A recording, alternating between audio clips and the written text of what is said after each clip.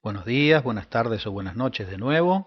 Si ya viste el primer video, en este te vamos a mostrar ya lo que es el aparato en sí, el espectrofotómetro, en este caso el espectrofotómetro de absorción, UV-Vis, Perkin Elman Lambda en sus versiones 25, 35 y 45, que tienen un funcionamiento bastante similar entre sí.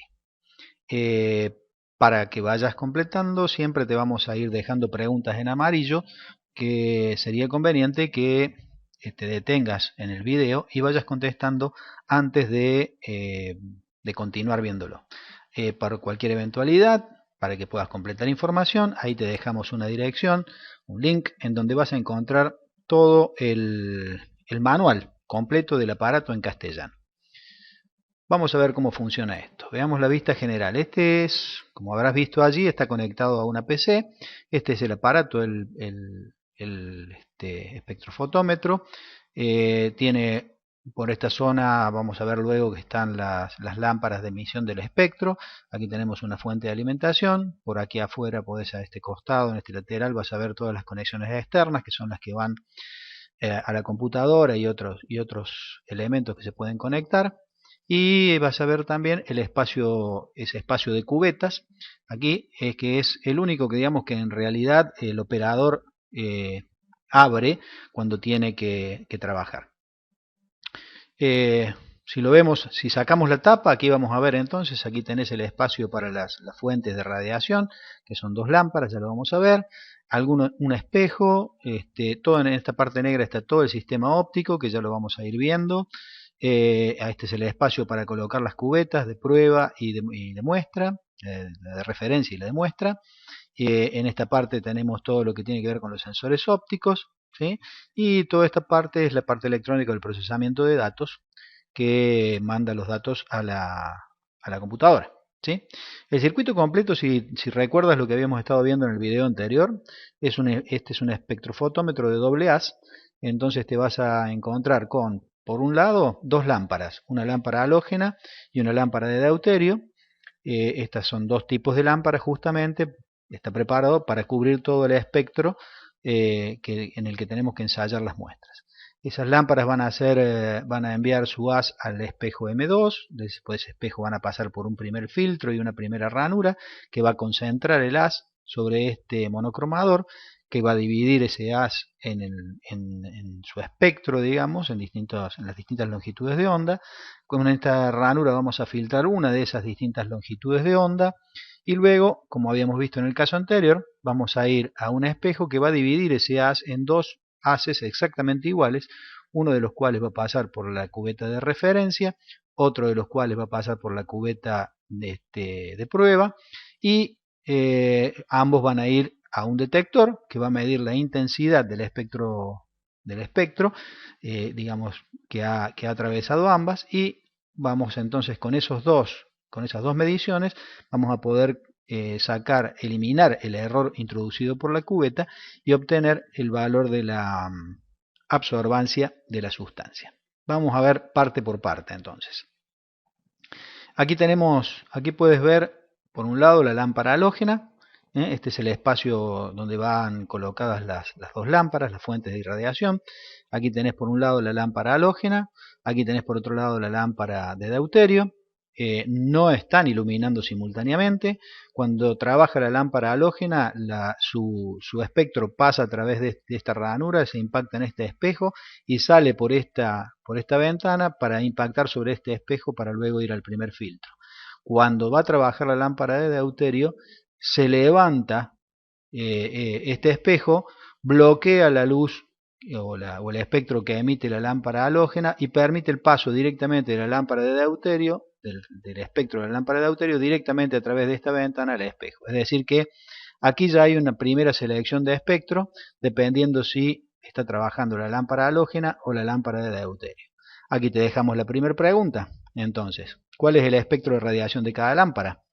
Y aquí puedes verlo, que estamos trabajando sobre la primera parte, ¿sí? La primera parte que estábamos hablando, que es donde están colocadas las dos lámparas, ¿sí? Este espejo que figura en el circuito del haz sería este espejo número 2, que es donde van a impactar por primera vez la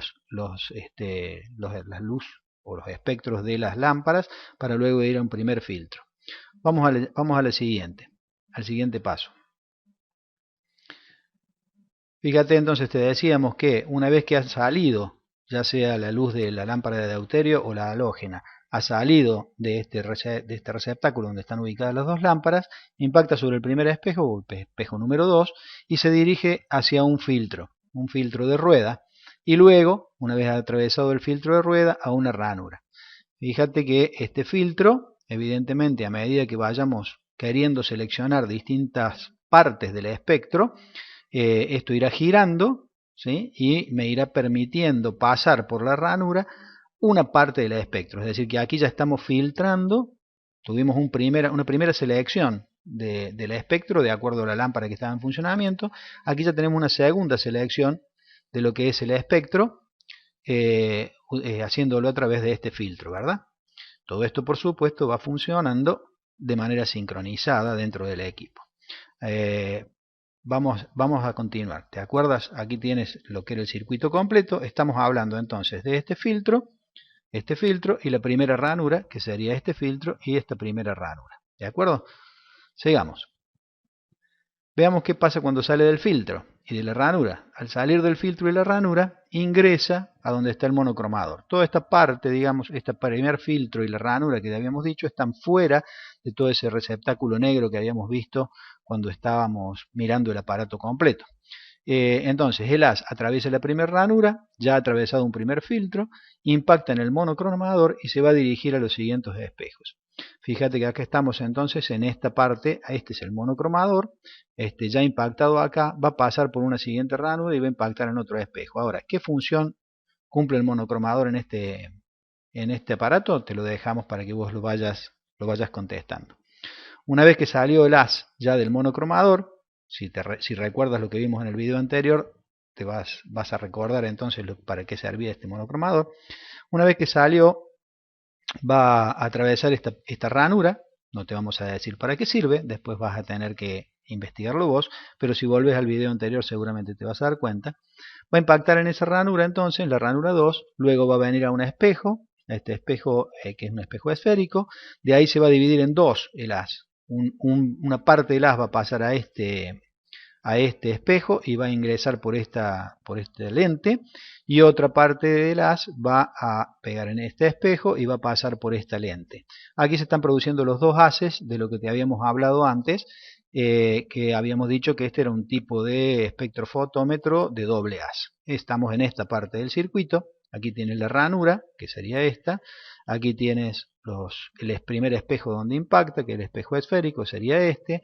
Y acá tienes los dos espejos a través de los cuales, espejos planos, van a ingresar los dos rayos exactamente iguales a donde tenemos las muestras, los espacios de donde tenemos las cubetas. ¿De acuerdo? Una vez que ingresan los dos haces exactamente iguales, atraviesan las cubetas, tanto la cubeta de referencia como la cubeta de prueba, como puedes ver aquí, y una vez atravesado esto, van a parar a otras dos lentes, en donde una vez que hayan atravesado las dos lentes, ¿sí?, van a ir a parar a los dos detectores. Fíjate que los detectores simplemente son dos fotodiodos, aquí tenemos uno, acá tenemos otro. Son fotodiodos que lo que hacen es procesar la señal y medir la intensidad del haz que ha llegado hasta ellos, ¿sí? Ahí te dejamos una pregunta, ¿no? Es importante que la leas y que la vayas respondiendo. ¿Recuerda lo que era la definición de absorbancia? Ahí te la voy a volver a la pregunta para que la veas. Si estamos con un detector de intensidad saliente solamente del haz, ¿con eso sería suficiente para darme la medida de la absorbancia? Entonces, ¿qué está pasando? Recuerda lo que era la definición de absorbancia que vimos en el video anterior. Esto es lo que vamos a tener como resultado una vez que hayamos terminado la medición de la absorbancia de esa sustancia. Una curva que me da la absorbancia en función de la longitud de onda en nanómetros, ¿sí? La pregunta sería, como puedes ver, por ejemplo, esto es una curva real para una determinada sustancia. evidentemente la absorbancia no es la misma para todos los valores de los distintos valores de la longitud de onda. Entonces, la pregunta sería, ¿para qué entonces nos puede servir conocer la absorbancia de una determinada sustancia en las distintas longitudes de onda? Aquí te dejamos planteadas otras preguntas, ¿m?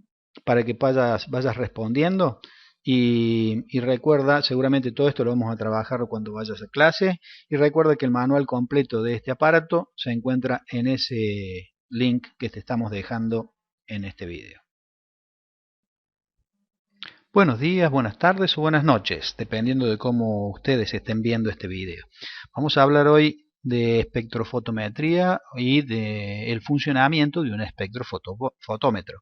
Esto les recuerdo que es una guía de estudio dirigido, por lo tanto es muy probable que en este video no encuentren todas las respuestas a lo que están buscando, y seguramente sí van a encontrar, y ustedes las van a detectar porque en amarillo, van a encontrar algunas preguntas que es conveniente que ustedes detengan el video y comiencen a buscar las respuestas a ellas para poder seguir aprendiendo. Esto es para que ustedes puedan ir aprendiendo a su ritmo y buscando sus propias fuentes de información, es decir, para que ustedes como estudiantes puedan hacerse más activos en su propio aprendizaje.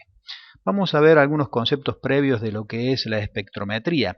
Como su nombre lo indica, entonces estamos hablando de medir un espectro. Y de ese espectro, habitualmente, que es un amplio espectro de señales electromagnéticas, la capacidad de emitir o absorber alguna parte de un espectro por parte de alguna sustancia es lo que se denomina espectrometría. Dentro de todo el espectro que vamos a trabajar, con el que vamos a trabajar nosotros, vamos a trabajar solamente con UV y con visibles. Pero hay que tener en cuenta que el espectro electromagnético está constituido por muchas ondas, otras ondas, que son por ejemplo las de radio, las microondas, las infrarrojas, los rayos X, las gamma, etc. Vamos a hablar justamente también de la capacidad que tiene una sustancia para absorber total o parcialmente o no absorber una determinada longitud de onda de un espectro electromagnético. Esa característica de la sustancia se llama absorbancia. Y los instrumentos específicamente utilizados para medir justamente la absorbancia de una sustancia son los que se llaman espectrofotómetros de absorción o espectrómetros de absorción. Entonces, la absorbancia es la medida de la atenuación de una radiación cuando atraviesa una sustancia, es decir, cualquier espectro electromagnético que atraviese una sustancia, y ustedes y yo en este momento estamos siendo atravesados por distintas ondas de distintas frecuencias o de distintas longitudes de ondas de espectros electromagnéticos.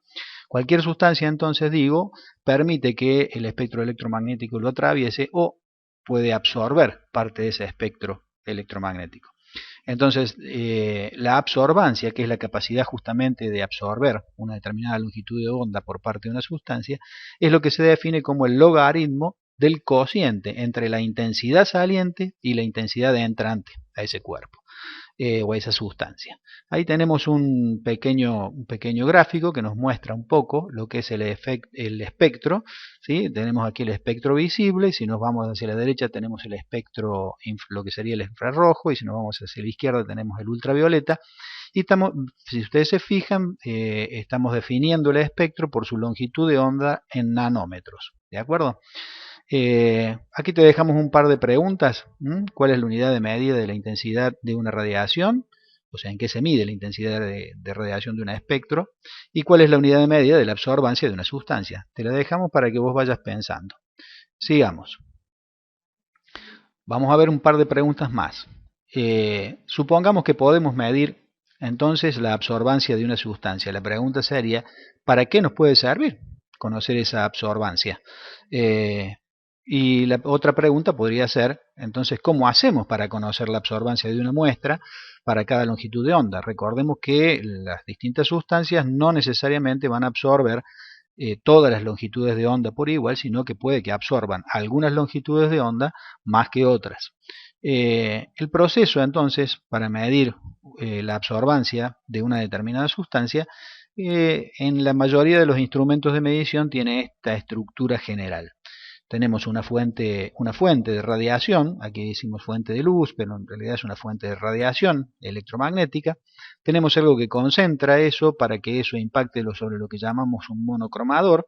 Ese monocromador vuelve a dividir a ese espectro electromagnético que entró complejo aquí en todas sus frecuencias, las frecuencias que lo componen, y luego por una ventana o por algún otro tipo de filtro, permitimos que pase solamente una frecuencia, ¿sí? Una longitud de onda. Esa longitud de onda va a atravesar a nuestra sustancia y una vez que la haya atravesado va a salir atenuada de esa sustancia.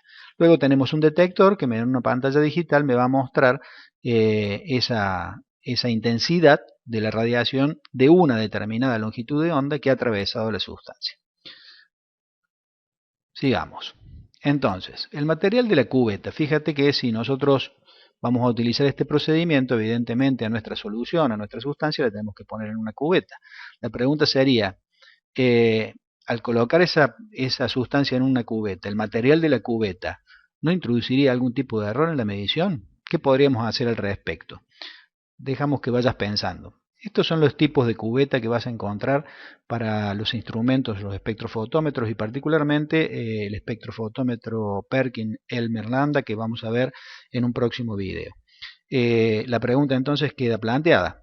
Fíjate, acá tenés, esto es lo que nosotros llamamos, en la parte de arriba podemos ver lo que nosotros llamamos el espectrofotómetro de haz sencillo, es decir, un solo haz. El procedimiento que veíamos recién, una fuente del espectro electromagnético, algún tipo de filtro que concentre sobre este monocromador, el monocromador descompone, algo que permite una rendija o algo que permite pasar solamente una longitud de onda de todo ese espectro, ese atraviesa la sustancia y el lector lo va a medir. Pero volvemos a lo que decíamos recién, tenemos un problema. ¿Cómo sabemos cómo está afectando el material de la cubeta? Para eso se utilizan esto que llamamos los espectrofotómetros de doble haz, que funcionan un poco de la siguiente manera. Ya lo vamos a ver con mayor especificidad en los próximos videos. Tienen una fuente del espectro electromagnético. Esa fuente del espectro electromagnético pasa por el monocromador, como lo habíamos visto recién, y aquí viene la diferencia. Ese haz va a impactar sobre un espejo que va a dividir en dos partes o en dos rayos exactamente iguales, ¿sí? a la parte del espectro que está pasando a través de las sustancias, ¿sí? Y vamos a tener una sustancia de referencia y una sustancia de muestra. ¿Esto para qué nos va a servir? Y para poder comparar cuál ha sido la atenuación en la sustancia de referencia con la atenuación en la sustancia de muestra, con lo cual, haciendo algunas operaciones, esto nos va a permitir determinar o eliminar el error introducido por la cubeta. Te dejamos algunas de esas preguntas para que vayas pensando y vayas volviendo a rever este video y a buscar material adicional para contestar las preguntas que te dejamos. Y en el próximo video te vamos a mostrar lo que es el espectrómetro o el espectrofotómetro de absorción Perkin-Elmer-Lambda en sus versiones 25, 35 y 45, que son bastante similares.